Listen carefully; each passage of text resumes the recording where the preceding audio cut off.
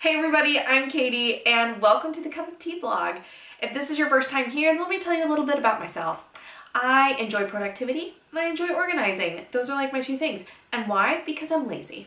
I like to do the least amount of work, or the most amount of work with the least amount of effort. Does that make sense? So I love trying to find different ways to get things done faster. And one of those things is having a really solid morning routine.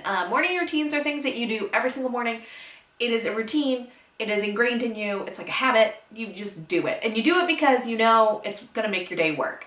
So I thought today on the channel I would share my 5 tips for creating your own morning routine if you don't have one already or if you're looking to revamp yours. If you want to see my actual morning routine, like with timestamps and all that kind of stuff and what I actually get done, you can check out my blog post below. I have that linked for you if that is more your boat. But I thought I would share my top 5 tips.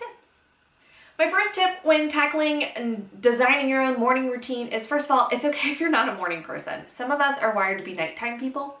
Some of us are wired to be morning time people. So definitely take that into account. If you're not a morning person, then heavens, don't try to cram so much in a morning because you'll only get yourself frustrated, and what productivity you're trying to create in the mornings are just going to go out the window because you're going to find yourself really annoyed that you've got to get up at like 5 a.m.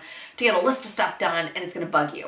So if you were more of a morning person, cram a little bit more in your morning. If you wake up and you're like, woohoo, ready to go, which is more me. If you are a nighttime person, you hit your stride when the sun goes down and it's dark, cram some more in the evening. It's okay. We all don't have to be morning people.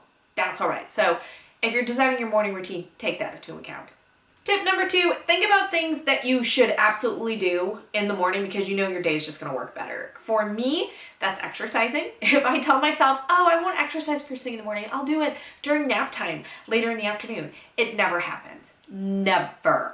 I am more likely to actually exercise if I tackle it first thing in the morning, which is what I've been doing lately. So I just, I've learned that about myself. It's better to do that. Other things, I just know that if I load the dishwasher first thing in the morning, it keeps my house, my kitchen tidier throughout the day. It makes less work for me in the long run.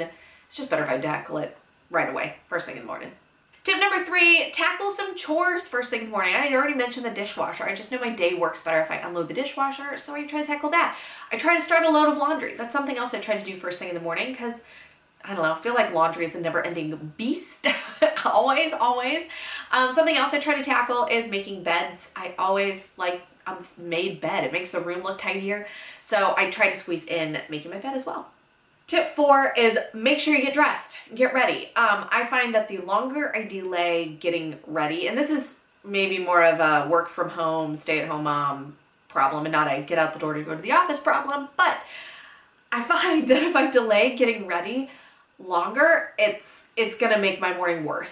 So I try to get ready, get dressed, get makeup done, hair done, all of that. Try to get it done sooner rather than later so that my morning feels not so rushed.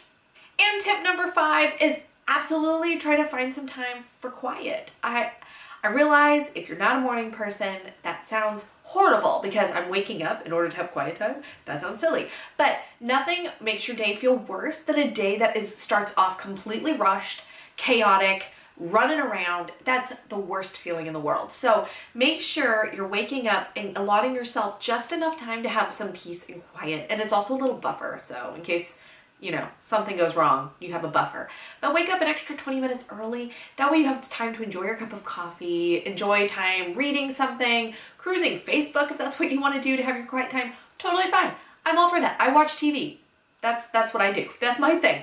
But try to allot yourself that little extra time in the morning so your morning doesn't feel so rushed, that you're not leaving the house going like, ah, and going straight to work or going straight to your regular hustle and bustle.